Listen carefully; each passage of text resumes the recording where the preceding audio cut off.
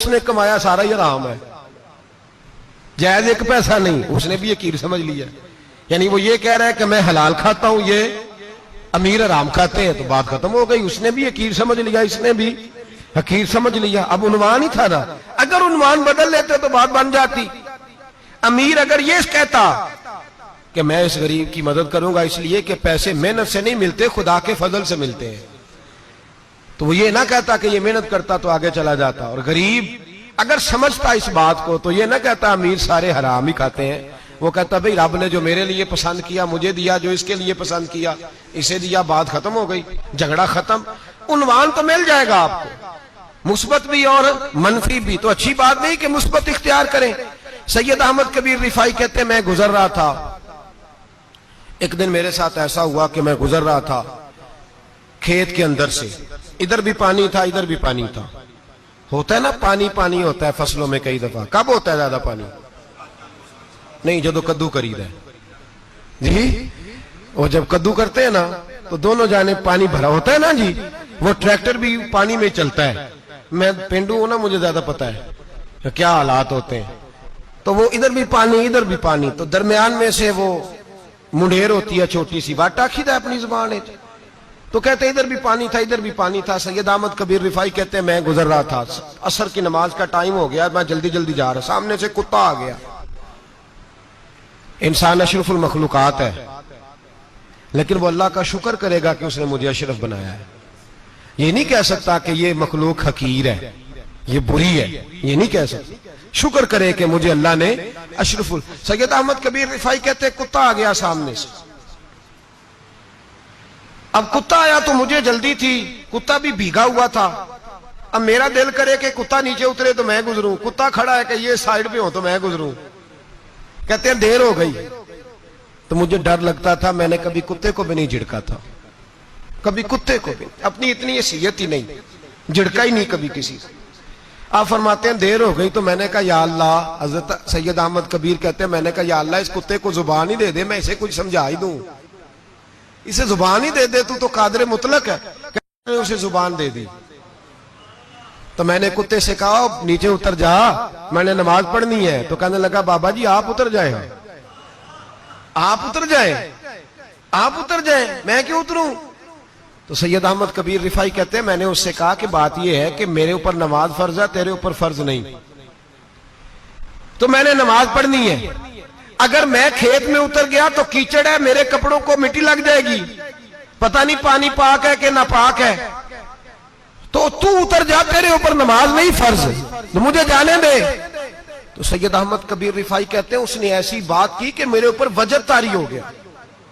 कुत्ते ने बात की तो मैं कांपने लगा। राती जागे शेख सदावे, राती जाग दे कुत्ते, तैथों उत्ते मालक दा दर मूल न छड़ दे, भावे मारो 100 जुत्ते, तैथों उत्ते वो एक बुरकी दा कदर पछानन, भावे मालक हो मन सुत्ते, तैथों उत्ते रुखा सुखा खा, दिने जार रुखा विच सुत्ते, ते तैथों उत्ते उठ बुलिया चल यार मना लै नहीं ते बाजी लै गए नहीं कुत्ते, उठ बुलिया चल यार मना लै नहीं ते बाजी लै गए कुत्ते, ते तैथों उत्ते। सैयद अहमद कबीर रिफाई कहते हैं वो मुझे कहने लगा आप उतर जाए। तो मैंने कहा भाई मेरे ऊपर नमाज फर्ज है, तेरे ऊपर फर्ज नहीं, तू उतर जा, मेरे कपड़े आलूदा हो जाएंगे तो क्या करूंगा? तो कहते हैं उसने बात की तो मैं घबरा गया और छलांग लगा के मैं खेत में उतर गया। मुझे कहने लगा बाबा जी कपड़े अगर आपके कीचड़ से आलूदा हो गए तो पानी से साफ हो जाएंगे, और अगर मुझे हकीर जान के आपका दिल आलूदा हो गया तो 7 समुद्रों से भी साफ नहीं होगा। कपड़े पानी से धुल जाएंगे और दिल अगर तकब्बुर से आलूदा हुआ तो 7 समुद्रों से भी सही हो सकता ना। ना ना, हकीर नहीं जानना, ना मौलवी को, ना सूफी को, ना दरवेश को, ना खेत में काम करने वाले को, ना पट्टे पे मजदूरी करने वाले को, ना गाड़ी का शीशा साफ करने वाले को, ना तेल डालने वाले को, ना किसी को हकीर ना जान, ना किसी के हाल पे तंज कर, ना किसी के गम का मजाक उड़ा, वो जिसे चाहे जैसा नवाज दे। ये मिजाज लुत्फ रसूल है। ना कोई आया लेके चला गया, कोई उम्र भर भी ना पा सका, मेरे मौला तुझसे गिला नहीं, ये तो अपना अपना नसीब है। भाई हकीर नहीं जानना। सैयद अहमद कबीर रिफाई फरमाते हैं वो कुत्ता तो गुजर गया, मैं दौड़ा घर गया, जाके मैंने गुस्ल किया, कपड़े बदले। फरमाते हैं पहले भी मैं असर पढ़ता था, पर आज जब नमाज पढ़ी तो बड़ा ही मजा आया। मैं सर सजदे में रखूं, मेरा उठाने को जी ही ना चाहे। मैं रुकू में जाऊं तो मेरा सर उठाने को दिल ही ना चाहे। मेरा दिल करे आज मगरिब लेट हो जाए, आज सूरज देर से गुरूब हो, मैं आज सारा दिन असर ही पढ़ता रहूं। भाई जब तू आजिज़ी वाली पढ़ता है, जब तू इनकिसारी वाली पढ़ता है, जब तू हजरत सैयदना मुआविया बिन खुतैज रदिया, एक हजरत मुआविया बिन सुफियान है, एक मुआविया बिन खुतैज सहाबी है, वो कहते हैं मैं जंग फतह करके आया तो सख्त गर्मी का मौसम था, मुझे पता था कि उमर फारूक दोपहर को आराम कर रहे होंगे। आप फरमाते मैं मस्जिद नबी में बैठ गया, एक बच्ची जनाब उमर के घर से निकली तो मुझे कहने लगी मुआविया आपका नाम है? मैंने कहा हाँ। अंदर जाके जनाब उमर को बताया तो उमर दौड़े आए, और जब आए तो सर पे टोपी कोई नहीं, पैरों में जूता कोई नहीं। कहने लगे मैं तेरा इंतजार कर रहा था, आज मुझे उम्मीद थी तू आएगा, तूने बताया क्यों नहीं? तो मैंने कहा हुजूर मुझे पता है रात सारी आप चेहरे पे कपड़ा डाल के मदीने की गलियों में रहते हैं, तो दोपहर को आप आराम करते होंगे, इसलिए मैंने कोशिश की कि आपको बेदार ना करूं, आप आराम कर रहे होंगे, इसलिए ये मैंने कोशिश की कि मैं बैठता हूं मस्जिद में आराम करता हूं, जब आप आएंगे तो देखी जाएगी। हजरत उमर फारूक ने जलाल किया, फरमाया तू मुझे गाफिल समझता है कि मैं सो जाऊंगा? और आप फरमाने लगे मैं कौम का खादिम हूं जिसकी इतनी ज्यादा रियाया हो वो सो जाए चुप करके, मैंने जवाब नहीं देना अल्लाह की बारगाह में? फरमाया मेरे अमीरों की तरह सोने जागने के वक्त मुकर्रर नहीं, मैं कौम का खादिम हूं, जिस वक्त भी आया करो मुझे जगा लिया करो, मुझे कब्र में जाके खुदा को भी जवाब देना है, मोहम्मद मुस्तफा को भी जवाब देना है। मेरे भाई याद रखे जब ये चीजें पैदा, और फिर हमने इन तकल्लुफात में, मैंने कई दफा ये बात बयान की है, अब तो लोग रिश्ते करते हैं तो डीसी कॉलोनी में किराए का मकान खरीदते हैं, 2-4 गैरों की गाड़ियां मंगा के दरवाजे के आगे खड़ा करते हैं, रिश्ता हो जाता है बड़ा घर देख के, और जब शादी के चौथे दिन पता चलता है कि ये किराए का मकान था, तो रिश्ते मकानों पे कायम नहीं होते, एतबार पे कायम होते हैं। वो एतबार टूटता है तो जिंदगी भर कायम नहीं होता दोबारा। जो आप हैं आप वही रहें, जो आप नहीं है वो कभी बनने की कोशिश ना करें। और मेरे अजीज ये भी याद रखें आज ही आपको सवार देगी, और वैसे भी हम अल्लाह के हुजूर जाने वाले, अगर पर्दों में छुप के चले जाएंगे तो बच जाएंगे, और अगर हम अपना आप दिखाते ही रहें, सारी जिंदगी इसी चक्कर में रहें कि मुझे भी पूछो, मुझसे भी मुशावरत करो, मेरी भी बात सुनो, तो ये अना की दौड़ तो खत्म ही नहीं होती। हिर्स सिर्फ पैसे की नहीं होती, हिर्स हवस शोहरत की भी होती है। और नबी पाक सल्लल्लाहु अलैहि वसल्लम ने इसको भी बयान फरमाया है कि ये जो तेरे अंदर चीज पैदा होती है ना, मैं जाना जाऊं पहचाना जाऊं, इससे भी अपने आप को बचा। सहाबा के बाद जिस शख्स की खिलाफत सबसे मजबूत हुई वो हजरत उमर बिन अब्दुल अजीज थे। इतनी बेहतरीन खिलाफत की कि लोगों को हजरत उमर का जमाना याद आ गया। हजरत उमर बिन अब्दुल अजीज इराक में रहने वाली एक औरत थी, उस औरत का खामद फौत हो गया तो 5 बच्चियां यतीम थी। वो इराक से चली और जनाब उमर बिन अब्दुल अजीज के पास आई कि आप मेरी बच्चियों का वजीफा लगा दें। वो कहती है जब मैं पहुंची ना यहां तो अब तो इस्तकबाल आना जाना बड़े मामलात है, अब तो बच्ची की बारात आए और 5, 7, 10, 20 लोग दरवाजे पे खड़े ना हो तो बारात नाराज हो जाती है, कहते हमारा इस्तकबाल ही किसी ने नहीं किया। तो इस्तकबाल तो अब इस तरह है जिस तरह नशा नहीं होता, ये इस्तकबाल की हालत है, अमीरों से लेके गरीबों तक। मुझे पूछा ही नहीं, किसी ने कुर्सी नहीं दी, आगे नहीं बिठाया, ये वाला मामला है। और मैं मेरी तरह के लोग, नेक लोगों की बात नहीं करता। अब तो हम देखते हैं फला मौलाना का इस्तकबाल हो रहा है, फला के लिए लोग खड़े हो रहे हैं, नारे लग रहे हैं। और अब तो मैं देखता हूं ऐसे ऐसे हाथ लहराते हैं सूफी और दरवेश कहलाने वाले, जैसे सियासी लीडर लहराया करते हैं। ये क्या तरीका हुआ? ये कौन सा तर्ज जिंदगी? मेरे नबी पाक सल्लल्लाहु अलैहि वसल्लम ने फरमाया जो ख्वाहिश करे कि मैं आऊं और लोग खड़े हों वो तो जहन्नमी है, तो दोज़खी है। सारे वही तरीके हम इख्तियार करते जा रहे हैं, वही प्रोटोकॉल है हर जगह। वो लोग जिनके दरवाजे खुले होने चाहिए थे वहां भी हर वक्त के लिए मामला तय हो गए। याद रखें मेरे नबी पाक अलैहिस्सलाम ने जो तालीमात दी, हजरत उमर बिन अब्दुल अजीज रहमतुल्लाह ताला अलैह। औरत कहती है मैं पहुंच गई, मैंने लोगों से पूछा घर कहां है, तो कहा वो जहां बोरी लटक रही है ना बाहर, टाट का पर्दा लगा हुआ है, वो हजरत उमर बिन अब्दुल अजीज का घर है।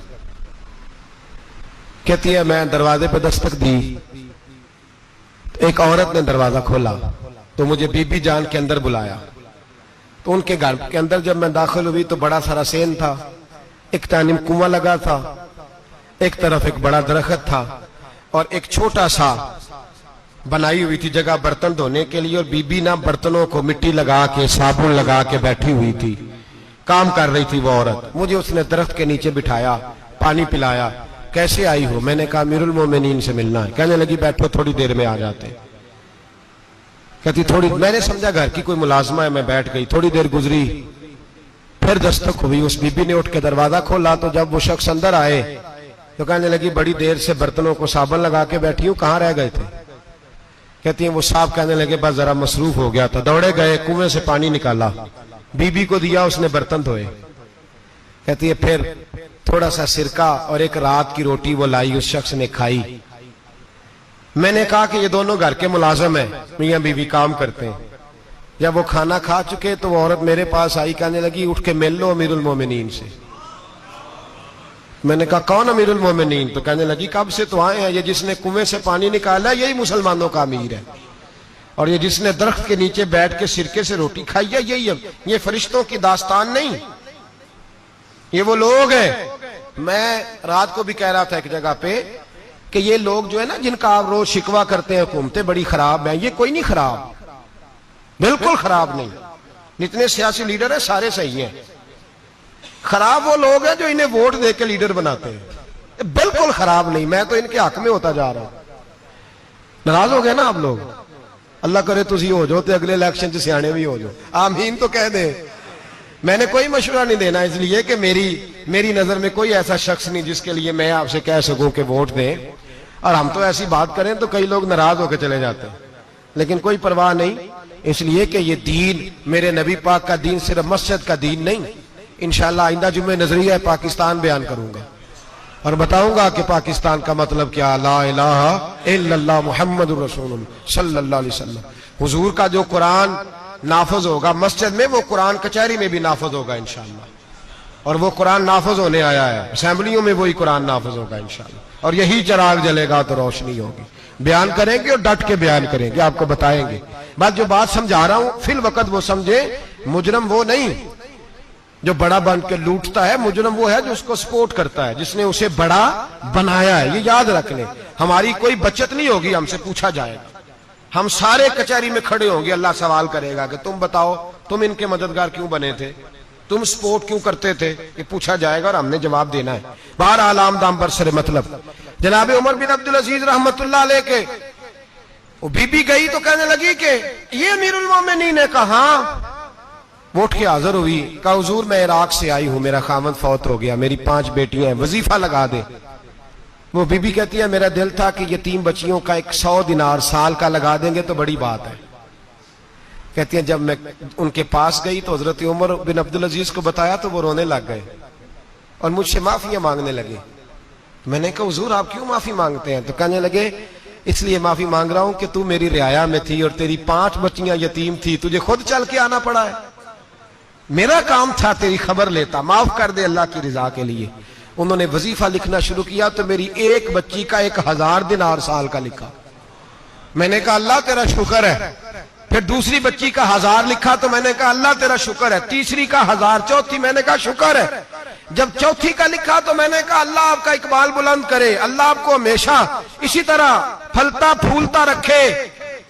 कहते हैं जनाब उमर बिन अब्दुल अजीज ने कलम रख दिया, फरमाने लगे मैं 5वीं का वजीफा नहीं लिखूंगा, 4 बहनों से कहना बांट के इसे भी दे दे। कहा हुजूर क्यों? आप फरमाने लगे जब तक तू अल्लाह का शुक्र अदा कर रही थी मैं भी रब से जुड़ा हुआ था और अल्लाह से डर के लिख रहा था। अब तूने मेरी तारीफ की है, अब मेरी जात आ गई है, अब मैं अगर ये वजीफा लिखूंगा तो इससे अल्लाह राजी नहीं होगा, इससे मेरे नफ्स में रिया पैदा होगी। अब मैं 5वीं का नहीं लिखूंगा, जा और जाके इराक के गवर्नर को दे। बीबी कहती है मैं घोड़े पे बैठी और मैं चंद दिनों के बाद इराक पहुंची। जब सवेरे आके मैंने वालिए इराक को रुका दिया तो वो चीख मार के रोया। मैंने कहा क्या हुआ? तो कहने लगा बीबी आज रात को हजरत उमर बिन अब्दुल अजीज का इंतकाल हो गया है, फौत हो गए। तो इंतकाल कर गए। कहती मैं भी तड़प के रोई। मैंने कहा मेरी यतीम बच्चियों का क्या बनेगा? तो वो गवर्नर कहने लगा तेरे वजीफे जारी रहेंगे, तुझे मिलते रहेंगे। तो कहने लगी कैसे? कहने लगा मैं अगर तो गवर्नर रहा तो तेरा वजीफा जारी रहेगा, और अगर गवर्नरी से उतर भी गया तो मैं जाती तौर पे मालदार हूं, फिर भी तेरी बच्चियों के माहाना पैसे पहुंचते रहेंगे। मैंने कहा तू क्यों देगा? कहती है वो रो पड़ा। कहने लगा अगर अमीर हजरत उमर बिन अब्दुल अजीज जैसे हो तो फिर अल्लाह गवर्नरों के दिलों में भी रहम डाल दिया करता है, फिर मेरे जैसे लोगों को भी वो बदल देता है। हजरत उमर बिन अब्दुल अजीज घर आए। 3 बेटियां थी। एक को आवाज दी, वो आई तो उसने मुंह पे हाथ रखा है। दूसरी को आवाज दी, वो आई तो मुंह पे हाथ रखा है। तीसरी को आवाज दी तो मुंह पे हाथ रखा है। आपने अपनी बीवी से कहा कि ये बच्चियां मुंह पे हाथ क्यों तीनों ने रखा हुआ, क्या बात है? तो बीबी रो पड़ी। कहने लगी 4 दिन हो गए मेरी बेटियां प्यार से रोटी खा रही हैं। 4 दिन हो गए, उनके मुंह से बदबू आती है, इसलिए वो आपके सामने आती हैं तो मुंह पे हाथ रख लेती हैं। 4 दिनों से बीबी रो रही है। हजरत उमर जलाल में आ गए। आप फरमाने लगे तू ये रो रही है, तू रोई है, तूने मेरे घर में रह के अल्लाह की नाशुक्री की है, तू शुक्र अदा नहीं करती कि 3 वक्त प्याज और रोटी तुझे घर की 4 दीवारी के अंदर मिल जाता है? रो रही है। और मैं आ मेरे साथ बाहर निकल, तुझे वो लोग दिखाऊं जो झोपड़ियों में रहते हैं और मांग के खाते हैं। आ तुझे दिखाऊं। इतनी नाशुक्री कि घर के अंदर प्याज पहुंच रहा है, रोटी पहुंच रही है, और तू कहती है मेरी बेटियां प्याज से खाती हैं। शुक्र कर फाके नहीं काटने पड़े। फिर अगले लफ्ज कहे तो रो पड़े। फरमाने लगे मैंने तो मुस्तफा के वो हालात भी सुने हैं जिसमें कई दिन बीबी फातिमा ने फाके किए। तू घर के अंदर प्याज पहुंच रहा है, तो अभी भी सादगी, आजिज़ी और कनात नेमत थी इन लोगों की। हमारे यहाँ रोज शिकवा है, किस बात का? गाड़ी कोई नहीं। रोज रोना है, किस बात का? बंगला कोई नहीं। रोज रोना है, किस बात का? बैंक बैलेंस कोई नहीं। 10 जोड़े क्यों नहीं ईद पे आए? और ये सिर्फ औरतों का मसला नहीं, हमारे अंदर भी ये बात बदरजे औला। हम रोज अपने आप को मिस्कीन कहते हैं, गरीब कहते हैं, लाचार कहते हैं, मजबूर कहते हैं। नाते सरकार की पढ़ता हूँ मैं, नाते सरकार की पढ़ता हूँ मैं, बस इसी बात से घर में मेरे रहमत होगी। एक तेरा नाम वसीला है मेरा, एक तेरा नाम वसीला है मेरा, रंजो गम में भी इसी नाम से राहत